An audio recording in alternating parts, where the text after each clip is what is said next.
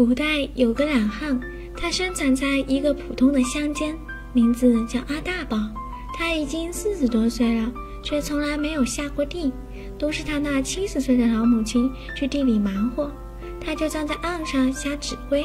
母亲看着坐在树下乘凉的儿子，就算已经汗流浃背，却仍然觉得非常幸福。有一天半夜，阿大宝带了一群狐朋狗友回家，喝得醉醺醺的。阿大宝径直走向70岁的老母亲房间，一把拉起熟睡中的老母亲：“死老太婆，赶紧起来，我和一大帮兄弟都饿了，你赶紧起来做吃的。”老母亲赶紧把衣服穿好，像个听话的孩子似的走向厨房给他们做面条。可是她毕竟是老了，眼睛看不太清楚，在做饭的时候一不小心摔了一跤。70岁的老母亲疼得啊了起来。就在这时，听见厨房生意的儿子走过来，非但没有问老母亲伤得怎么样，反而捡起地上的树枝朝着母亲身上抽去。母亲疼得不断求饶。第二天，乡亲们听说这件事，就把村长找来，说要教训这种忘恩负义的白眼狼。他们把阿大宝绑在树上，就要用树枝抽打。结果70岁的老母亲拄着拐杖从门口跑来，请求乡亲们不要伤害自己的儿子。乡亲们说：“阿婆，你都这把年纪了，这畜生还对你动手，我们是替你教训他呀。”结果老母亲说：“你们都误会了，是昨天晚上我自己不小心摔跤的。”乡亲们看着这个老人，摇摇头走了。老母亲把阿大宝放了下来，结果阿大宝一点都不领情，用力地用手一推，把老母亲推到柱子上，鲜血直流。阿大宝仍然不管，这个70岁的老母亲就这样去世了，死之前还喊着儿子的名字。这个古代巨婴脱离了老母亲的保护，没有了生活来源，不会下地，不会做饭，最后活活饿死了。好了，这个故事到这里也就结束了。如果你喜欢艾米的视频，就可以点个关注吧，爱你们，么么哒。刘星答应了恶霸的要求，每天下午一到放学时间，就在班上打扫卫生。这一天，他在班上打扫卫生，恶霸马仔又来了。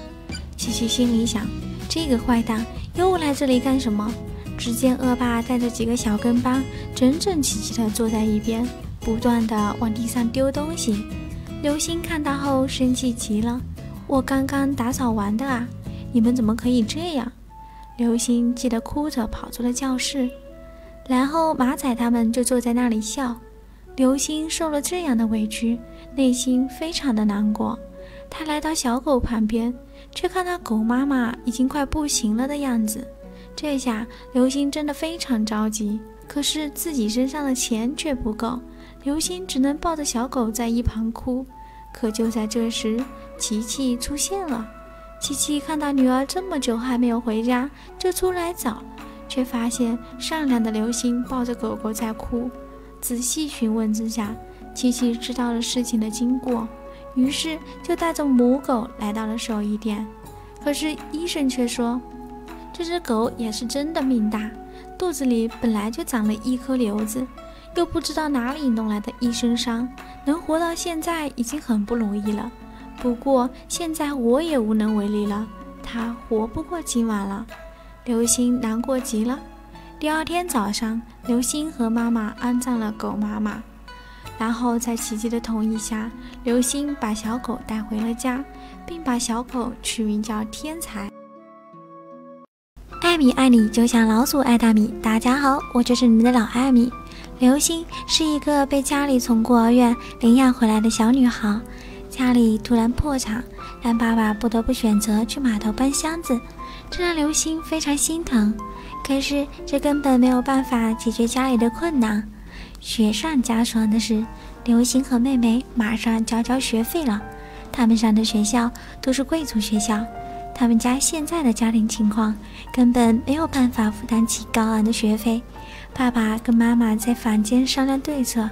妈妈说，虽然我有一把可以打开宝藏的钥匙，可是妈妈已经快70岁了，每使用一次钥匙，那么妈妈就会衰老10岁，所以自己千万不能再用了。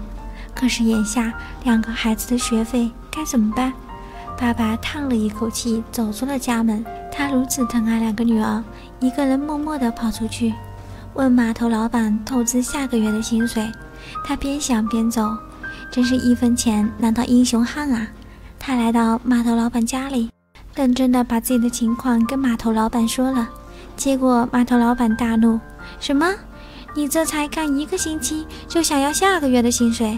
干活时跟个病猫似的，拿钱的时候这么有精神，不给快滚！爸爸只好无奈离开。就在他回家的路上，正好看到一家医院，看到一行大字，上面写着有偿献血。他来不及多想，走进医院献血。献完血，他拿着厚厚的一沓钱，高兴的要往回家赶，结果发现自己头晕目眩，体力不支了。但是他管不了这么多，慢慢的走回了家，把钱交到刘星手上，让他去给自己和妹妹报名。本以为一切不会被发现，可是刘星在帮爸爸洗衣服的时候，发现了卖血的收据。刘星看的眼泪不断的往下掉。第2天，刘星带着妹妹来到了学校，他来到妹妹的班上，给她报了名。报完名后，他来到自己的班上，对着班主任说：老师，对不起，因为一些家庭原因，我没有办法继续上学了，特别感谢你这么久的栽培。老师听了特别惊讶，可他还没反应过来，刘星就跑出了班级。